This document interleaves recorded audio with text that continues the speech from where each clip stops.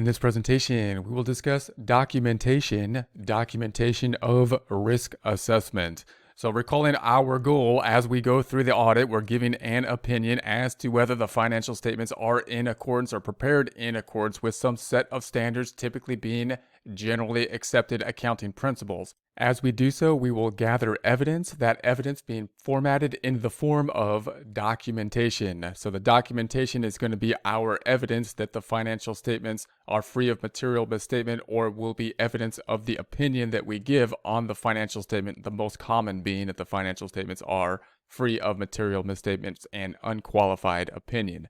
Now that documentation is of course for us, so we can look back at it if there's any kind of situation or any kind of problem and recall what happens. We also want to format that documentation in such a way that someone who is an experienced auditor, someone who has experience in these types of situations or in this type of documentation, can look at it, can review it, can determine what types of assertions we are looking to assert on or gather evidence about, and determine what our conclusions will be. So considering the documentation, as we go through the documentation, note that 1, we want the documentation to give us evidence in a similar way that we would have for a case, so that we can back up or support our opinion with it. We then 2, want to format our documentation in such a way that an experienced third-party individual can come in and look at it and say, okay, I see what you're doing. I see what the assertion is that you're driving at with this particular form of documentation. I see the work that is done, and I see how you came to the conclusion that you came to.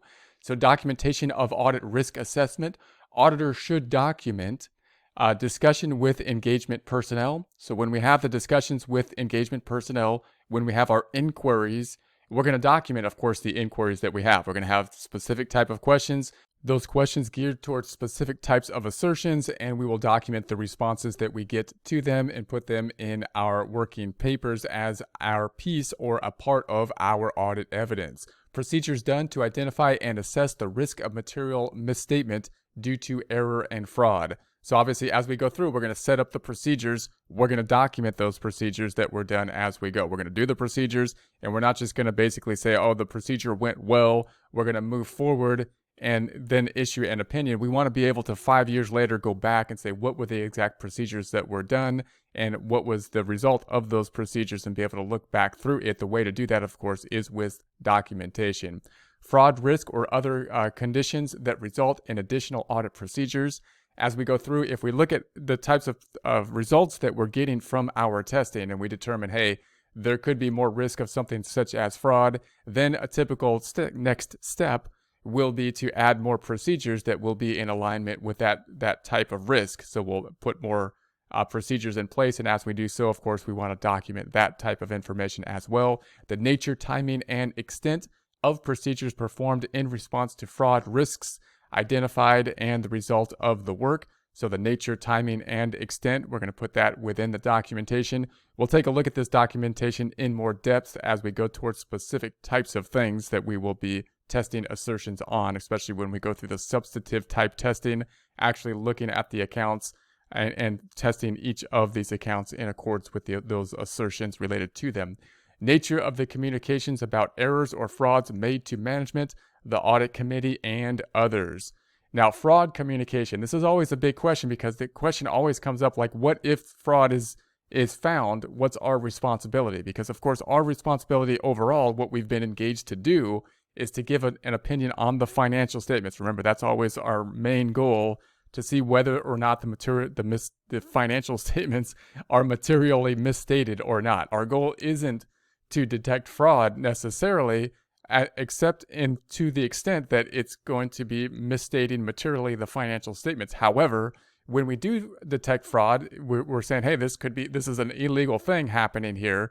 What's our responsibility for the detection of fraud, and how do we go about that? Because obviously it's a touchy type of situation. So what do we have to do exactly if fraud is detected? What's going to be the steps that we need to take within that situation, while still keeping our eye towards the goal, towards the process of what we're engaged to do, give an opinion on the financial statements as a whole. So fraud communications. If evidence that fraud may exist is found, the issue should be brought to the attention of the appropriate level of management. So remember, Most of the time, the fraud is committed by some lower level type of employee, the lower level type of employee trying to benefit in some way, possibly through some format of theft. And so, if that's the case, then we can report the fraud to the appropriate level of management, and the management then, and we could advise the management to take corrective action, possibly take the legal counsel as we have discussed in prior presentations, and then we can possibly go back forward to what our focus is on, and that's going to be the reporting of the financial statements. Fraud involving senior management, however, and fraud that causes material misstatement of the financial statements should be reported directly to the audit committee. So note, if we're concerned about the senior management, the risk of senior management committing fraud or not being able to rely on senior management, then we're going to go directly to the top level that we can go to within our audit commitment. That's going to be to the audit committee. Now you might be thinking, well, wouldn't the audit committee then possibly be involved in the fraud as well, or can we trust basically the audit committee? Note that the incentives between the audit committee and the senior staff aren't always lined up. It is possible that the audit committee could be involved or in some way or have some understanding of fraud, but it's not necessarily the case. So if we just explore that for a little bit here, note that the structure of the corporation is that first we have the owners of the corporations, the shareholders vote for the board of directors. The board of directors then is what is created, or the audit committee is created from the board of directors. The board of directors and the audit committee, with regards to the audit specifically, then the board of directors hires management, and therefore they're going to give some oversight on management. So if you look at the incentives of management and the incentives of the board of directors are pretty lined up to incentivize generally the owners because they're the ones that vote for the board of directors.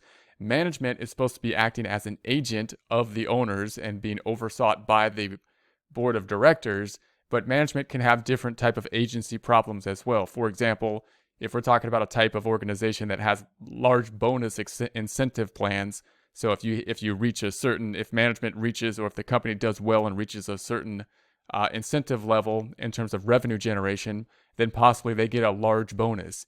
Well, in that case, obviously the owners of the company, the stockholders, might agree with that type of incentive plan because they want to incentivize growth, but the management could have an incentive then to inflate the numbers in order to achieve the bonus. So you can see that in that case, it could be possible that management would have an incentive to do something deceptive in order to achieve a bonus, whereas the incentives of the committee members, the board of directors, the owners, wouldn't have that same type of incentive, and therefore it's quite possible that we could report and go to the board of directors, and they would take action in that situation, given the fact that the management might be deceiving them in that case as well. But it's also possible that the board of directors is looking for inflated numbers, possibly because they think that the value of the stock would go up for it, and maybe they were aware of management doing things that are possibly distorting the financial statement representation. So just note that as we do this, we go to the highest level. When it's management, we go to the highest level. We go to the board of directors, and we go to the audit committee, which is basically a subset of the board of directors. And again, you might think, well, what's that going to do? Because they're the ones that hired management. And again, consider that the incentives aren't the same. It's possible that management could be doing stuff because of an agency problem that would benefit them and be deceptive to the board of directors, or possible not. But that's the highest level that, of course, we go to, because that's what the engagement is with us. That's who engaged us in order to work on the project. So an understanding should be reached with the audit committee regarding the expected nature and extent of the communications about misappropriations perpetrated by lower level employees. It's important to note that disclosure of fraud to parties other than the client's senior management and audit committee is usually not part of the auditor's responsibility. So in other words, if we were to detect fraud, you're saying, okay, this is a criminal type of thing happening here. What's our responsibility for it? Do we have to report it to the public? Do we have to report it to the police? What's going to be basically our responsibility for it? Now, note once again that if the fraud is going to be on a lower level type of fraud, if it's by an employee, then typically our responsibility is to report it to upper management and possibly the audit committee if it's something that's going to have a material effect on the financial statements. We typically don't need to go further from there. The action then should be taken at that point. We advise that the management and the company take legal action at that point as well, and then they can take it from there and pursue whatever path needs to be pursued, given the fact that, of course, the fraud or the illegal act was done and they were the people that were harmed by it. So we can inform, we can advise, and that's typically where we go from that point. Now, if it's at an upper level than that, note that our engagement, the engagement that we have at the upper level, is in order to give an opinion on the financial statements. So if we see that the fraud is causing a material misstatement and we continue with the engagement and there's no adjustment or correction of the errors involved, we'd have to give it an adverse opinion. So we would give an adverse opinion, and of course, no one would be happy with an adverse opinion.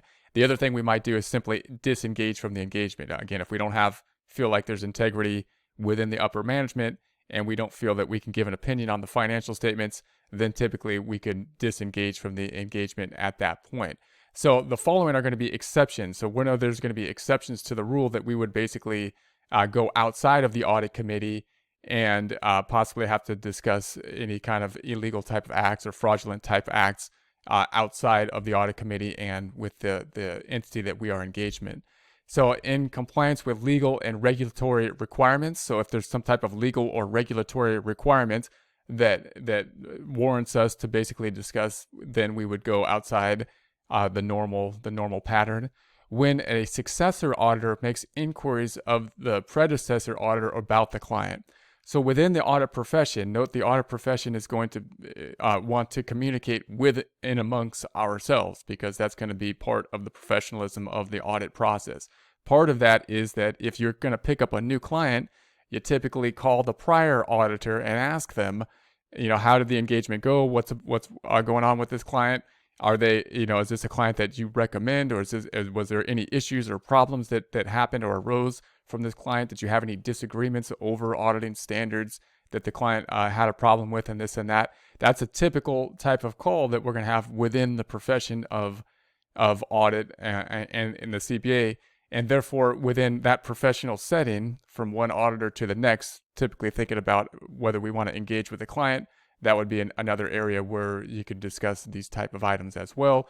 When a subpoena is received, so if there's a subpoena, then that's a requirement by the court that we'd have. So it's possible that we'd have to discuss the information if subpoenaed, and a funding agency or other specialized agency in accordance with requirements for the audit of entities that receive government financial assistance. So in special type of situations where they're receiving government financial assistance as well.